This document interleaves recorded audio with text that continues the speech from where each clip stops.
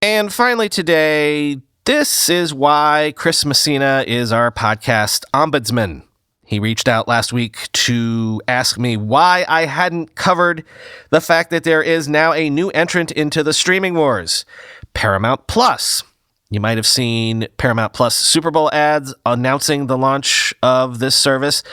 Well, Chris was right. I kind of dropped the ball. It fell through the cracks last week, though. In my defense, Paramount Plus isn't exactly a new entrant. It's just a rebranding of CBS All Access, a streaming service which, if we're being strictly literal, is actually one of the oldest, having launched all the way back in 2014. But the fact that you probably didn't know that says all you need to know about the problem parent company ViacomCBS has ahead of it launching this new service, or at least the rebrand, as they attempt to turn this into a modern streaming contender.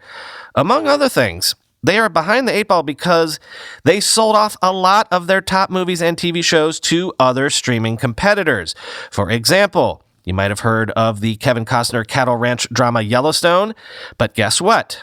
Paramount owns it, but Peacock owns the streaming rights because Paramount sold that to them, quoting Bloomberg.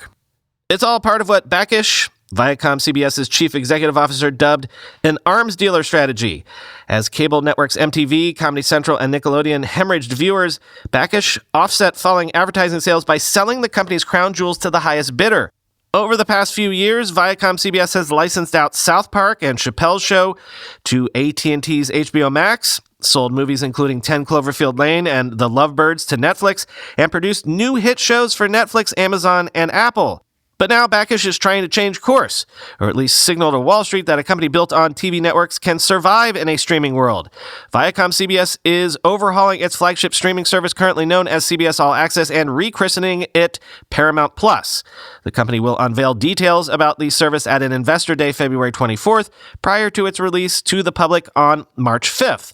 The company has commissioned a slate of dozens of original series, including shows inspired by movies Flashdance, Grease, and The Godfather, as well as new versions of past hits, The Real World and Behind the Music.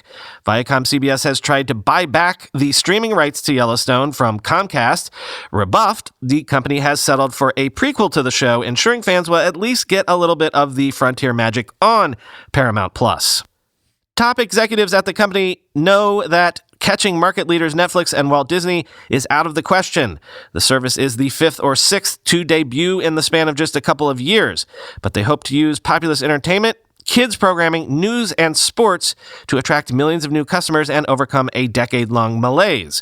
One of the largest media companies in the world, ViacomCBS is now a minnow compared with its competitive set. The largest paid streaming services in the market today are all owned by companies worth at least $200 billion. ViacomCBS is worth about $35 billion. Netflix has 200 million subscribers. Disney Plus has 95 million. All Access has a shade under 10 million. Quote, they are in a scripted entertainment arms race with companies that are just so much bigger, said Michael Nathanson, an analyst with MoffettNathanson LLC. They need to do something to attract more subscribers, end quote.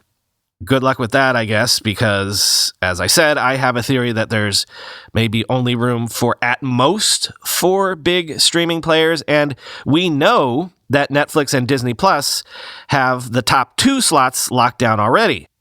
Maybe we should do a sort of running thing on this show where we track the, call them power rankings of the major players to see who is the most likely to get those final 2 slots.